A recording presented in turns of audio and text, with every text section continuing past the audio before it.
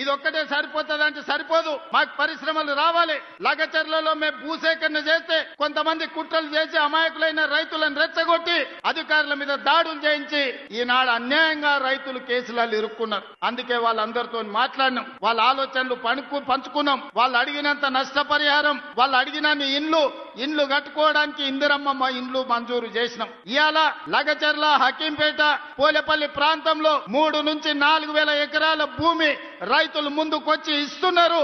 అంతర్జాతీయ స్థాయి పరిశ్రమలను, పెట్టుబడులు అక్కడికి తీసుకొచ్చి ఎవరైనా పెట్టుబడి పెట్టాలి అనంటే ఆ పెట్టుబడికి రక్షణ, లాభం ఉండే విధంగా లగచర్ల పారిశ్రామిక వాడను మేము పనులు ప్రారంభించుకుంటున్నాం. మా నియోజకవర్గం ఒక్క పారిశ్రామిక కేంద్రంగా గొప్పగా రాణించే విధంగా ఎట్లయితే ఢిల్లీ పక్కన నోయిడా ఉందో, ఆ నోయిడా ఈ దేశానికి ఆదర్శమైన పరిశ్రమలకు వేదిక అయిందో, ఈనాడు తెలంగాణకు నోయిడాగా కొడంగల్ నియోజకవర్గాన్ని తీర్చిదిద్ది లగచర్ల పారిశ్రామిక వాడను అంతర్జాతీయ గుర్తింపు తీసుకొచ్చే విధంగా మా రైతులు, మా పిల్లల జీవితాలలో ఉద్యోగాలు ఇప్పించి వాళ్ళకు విద్యనే కాదు మా పరిశ్రమల్లో ఉద్యోగాలు ఇచ్చే విధంగా ప్రణాళికలు ఈ రోజు చేపడుతున్నాం. ఇవి సరిపోదు, పరిశ్రమలు వేగంగా అభివృద్ధి చెందాలంటే రైల్వే లైన్లు కావాలి.